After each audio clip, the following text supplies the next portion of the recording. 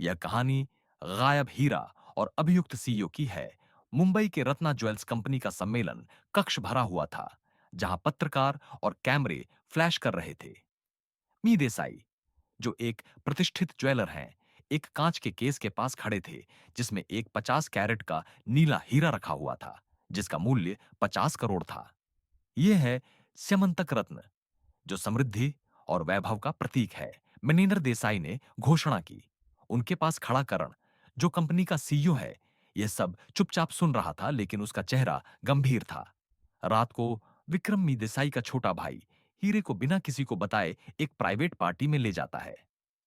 वह पार्टी में दिखावा करना पसंद करता था और हीरे को पहनकर रात को एक लग्जरी रिसॉर्ट में जाता है।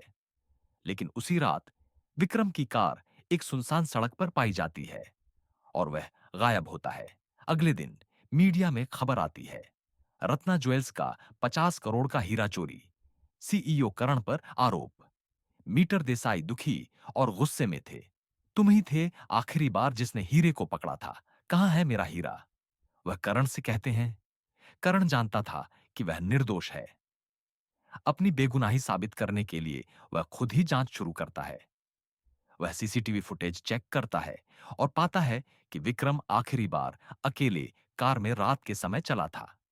वह विक्रम के आखिरी स्थान का पता लगाता है, जो एक पुराना बंगला पुणे के पास है। करण उस स्थान पर जाने का फैसला करता है। करण पुणे में जाम्बुकेश, जो एक वृद्ध और अनुभवी ज्वेलर है, के पास पहुंचता है। जाम्बुकेश के पास एक पुराना घर और बहुत सी कीमती चीजें हैं। जाम्बुकेश करण से बताता है, विक्रम के पास बहुत कर्ज था और वह माफिया से बचने के लिए हीरे को छुपा रहा था।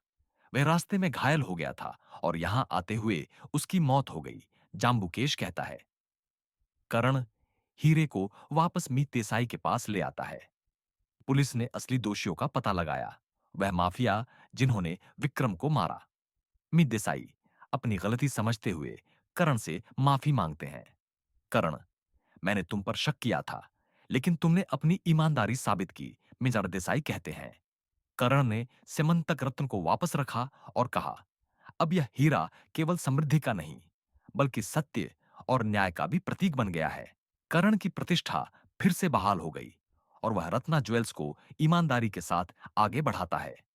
यह कहानी सिमंतक रत्न की पुरानी कथा का आधुनिक संस्करण है, जिसमें करण ने अपनी ईमानदारी और बुद्धिमत्ता से न केवल हीरा प्राप्त किया, बल्कि सत्य और न्याय की जीत भी सुनिश्चित की।